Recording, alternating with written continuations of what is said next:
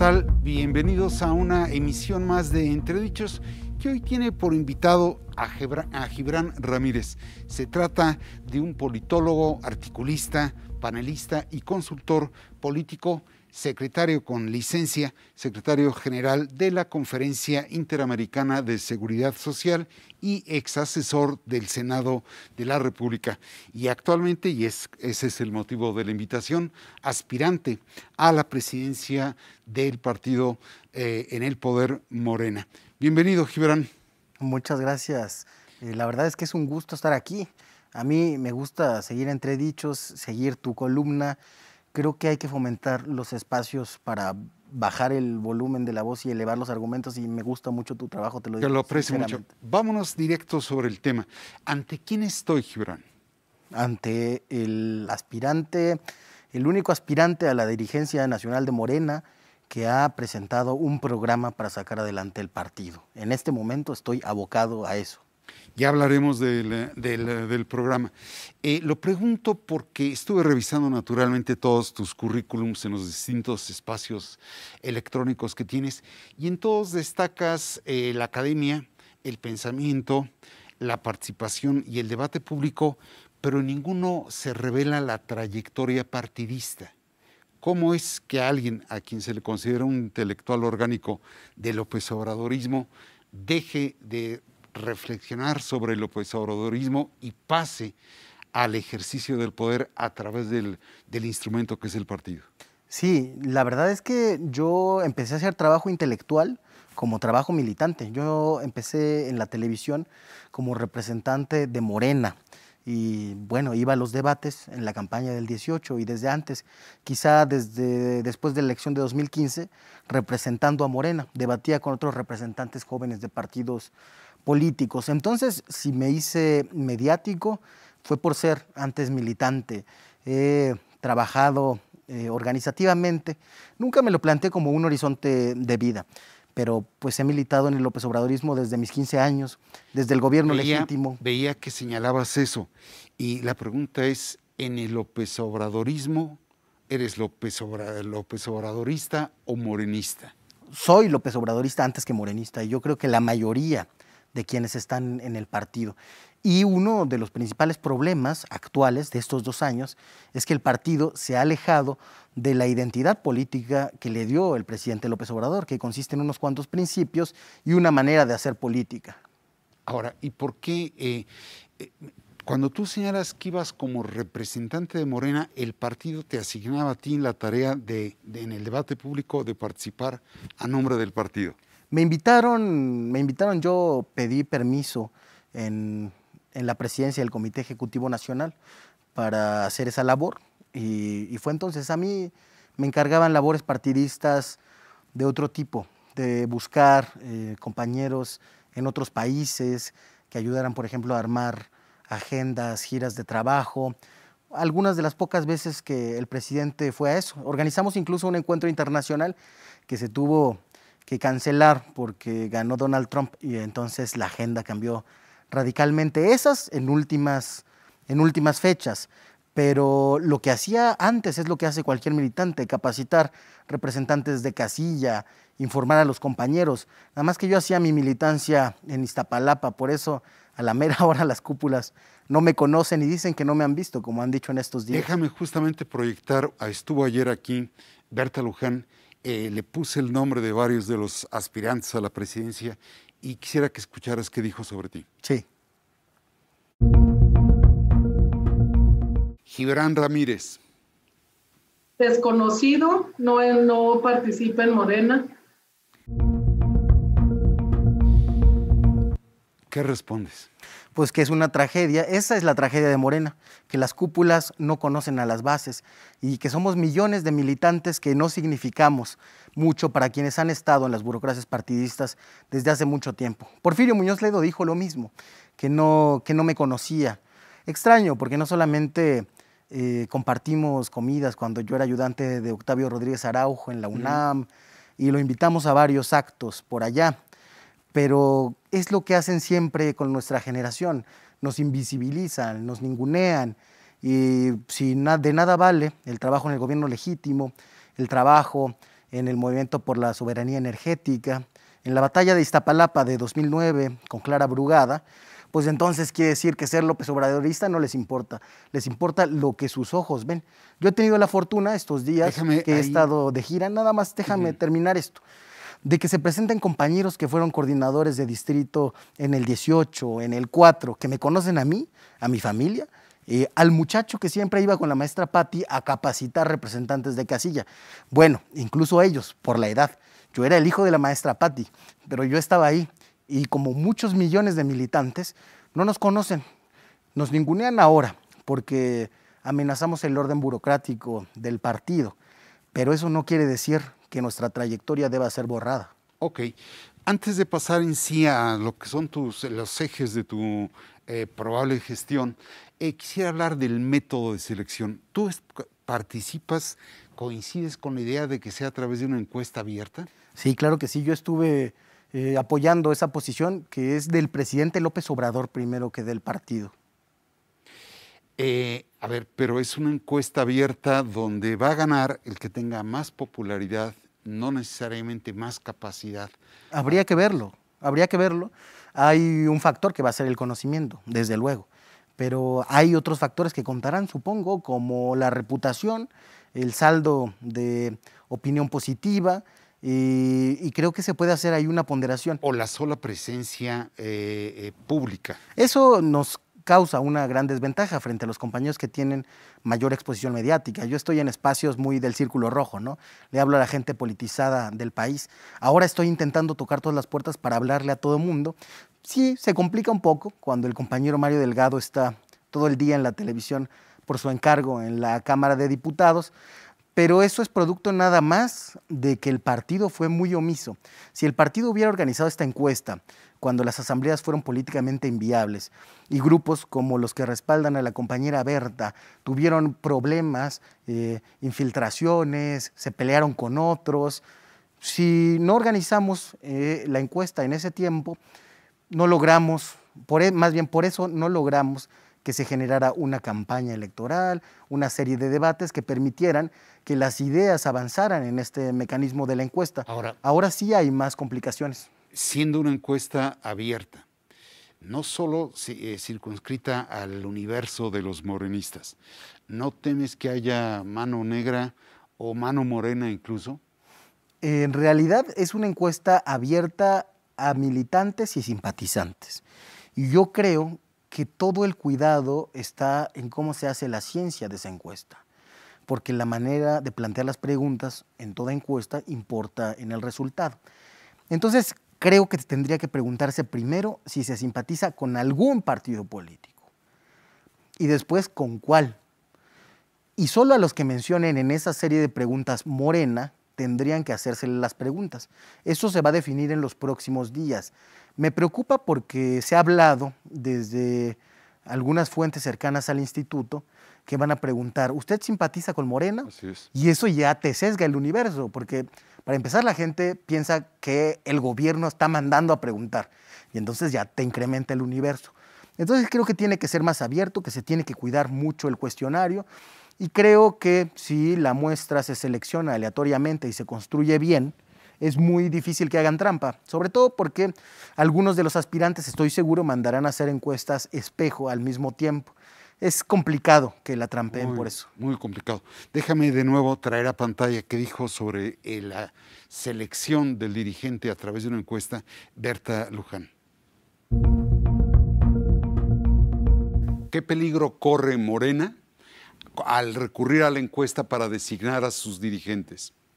Pues que tenga dirigentes legales, pero no legítimos, que no sean aceptados por la gente, por la militancia, por los afiliados, y esto pues va a ser un gran problema para quien ostente esa posición. ¿Compartes ese temor? La verdad que no, y me parece una incongruencia porque ese grupo presentó a Porfirio Muñoz Ledo, que nunca ha estado afiliado al partido, y para hacerlo, la Comisión de Honestidad y Justicia le reconoció una militancia, ensanchó los criterios y le reconoció ya militancia al que sea. Entonces esa base, los afiliados, se convierte en algo muy difuso. Ni siquiera tenemos un padrón confiable. En el de fundadores, de quienes aspiramos, solo estábamos Jade Kolpolemsky y yo. Hay otro que tiene Morena en su poder, que creo que es de más de 3 millones de afiliados, donde sí está Mario, porque se abrió un periodo después de la fundación. Y no tenemos certeza de qué se trata eso. Tenemos que primero saber quiénes son. Y creo que esta inercia de convertir al partido en un club cerradito es la que ha hecho que perdamos 15 puntos porcentuales en las encuestas en estos 2 años, en intención de voto, en los años con más recursos, en años que han sido complicados, pero en que tenemos al presidente López Obrador en el gobierno, donde hay infraestructura para militar en todo el país, cuando debería ser el momento estelar de un partido progresista. Nos hemos sumido en una terrible crisis por andar jugando a eso, al club, a los que sí deciden quién es legítimo y quién no. No, yo creo que Morena es un legado de todos los que votaron por el partido, porque a ellos debe sus prerrogativas. Y creo que sí debemos tener una voz en especial los militantes del partido. Y por eso habría estado bien que respetaran que fueran solamente personas afiliadas quienes contendieran a la encuesta. Ellos mismos decidieron que no fuera así. Bien, ya que hemos hablado del aspirante, ya que hemos hablado del método de selección del próximo presidente del partido, hablemos de tu propuesta. Vi en tu sitio el documento Morena, última llamada por el Partido de la Cuarta Transformación. Y te oí el día que te presentaste a solicitar el registro como aspirante, que tú estás hablando de un pacto desde abajo. Sí.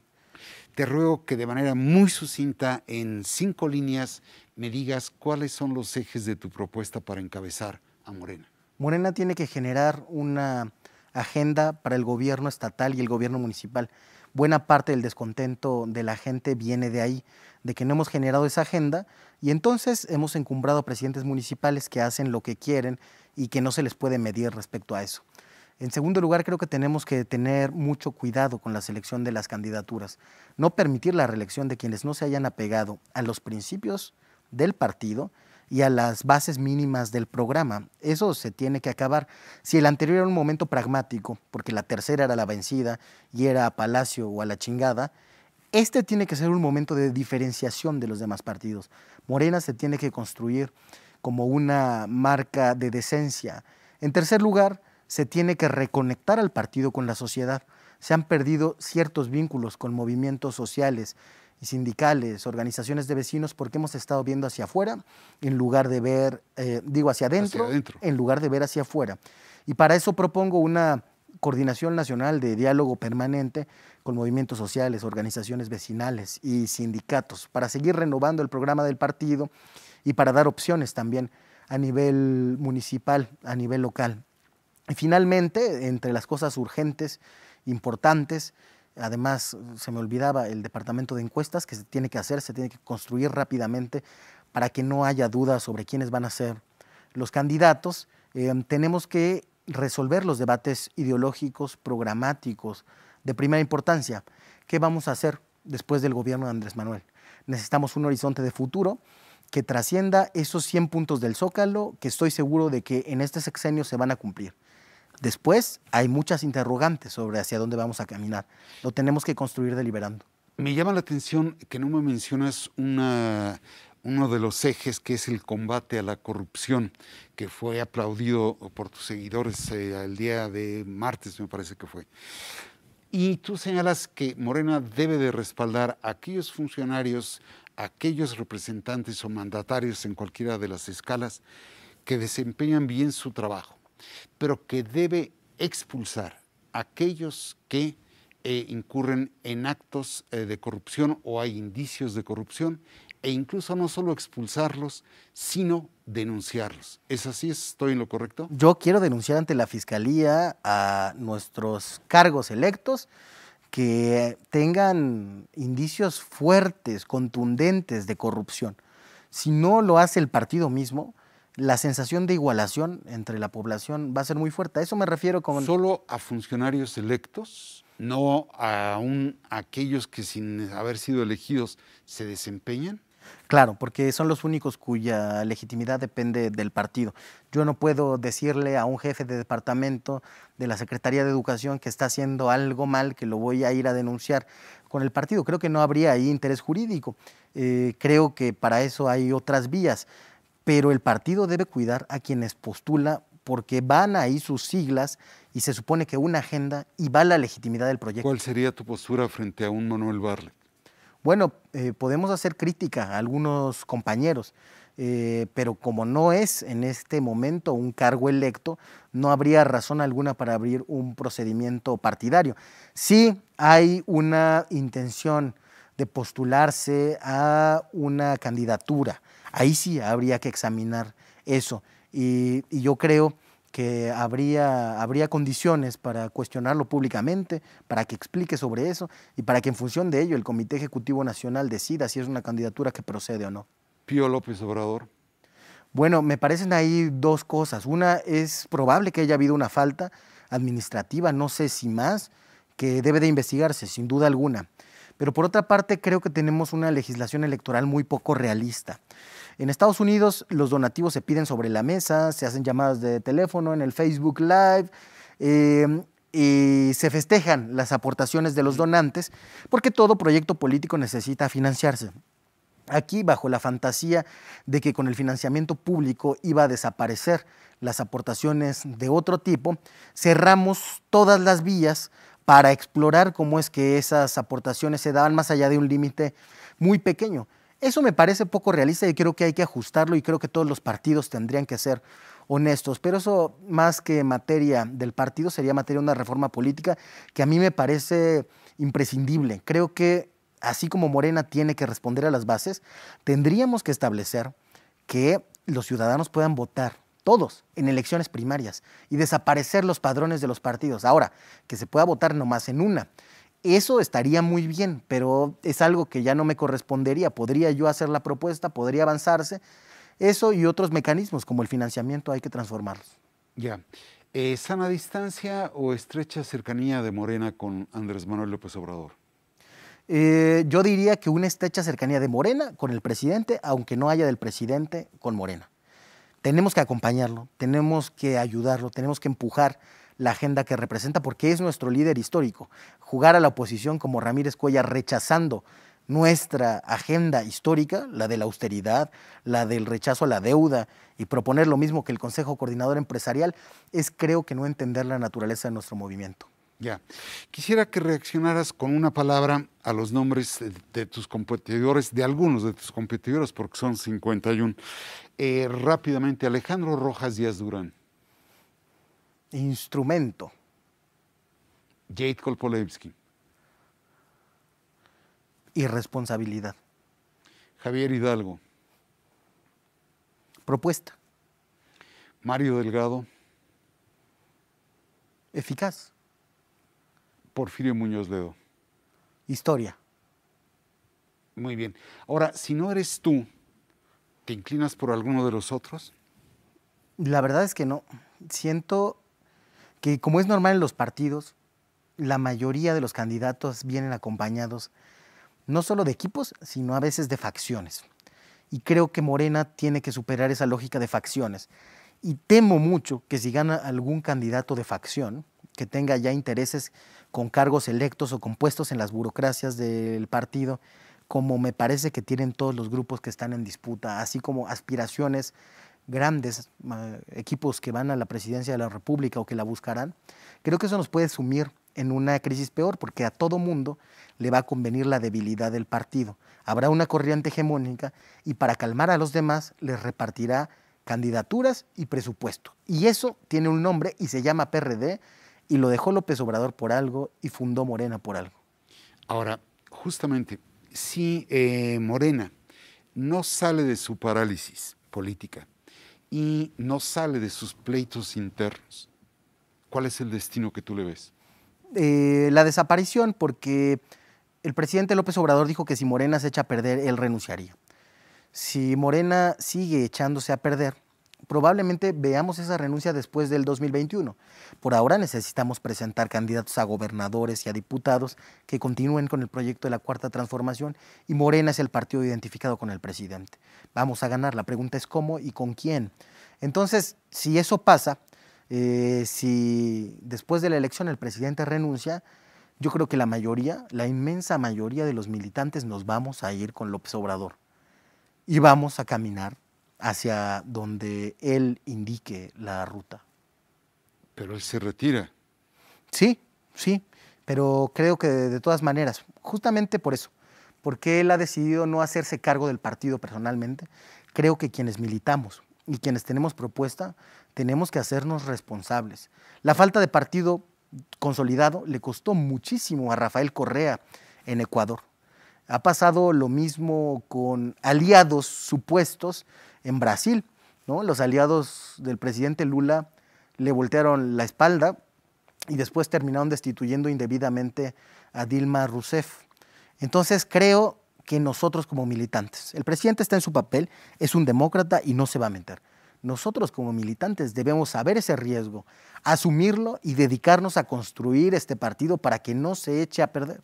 30 segundos. ¿Cuál es tu mensaje a la militancia? Mi mensaje es que tenemos que caminar hacia algo nuevo. Las cosas van a seguir igual si seguimos con la lógica de facciones que ha imperado hasta el momento. Ese algo nuevo, que tiene que ser discusión programática, construida desde abajo y con la gente en la tierra, como nos enseñó el presidente López Obrador, es lo que mi candidatura quiere representar. No más grupos en Morena, mejor discutamos las ideas. Muy bien, pues te agradezco mucho la disposición, te deseo la mejor de las suertes, como desde luego le agradezco a los seguidores de Grupo Reforma el acompañarnos aquí en Entredichos. Muchísimas gracias.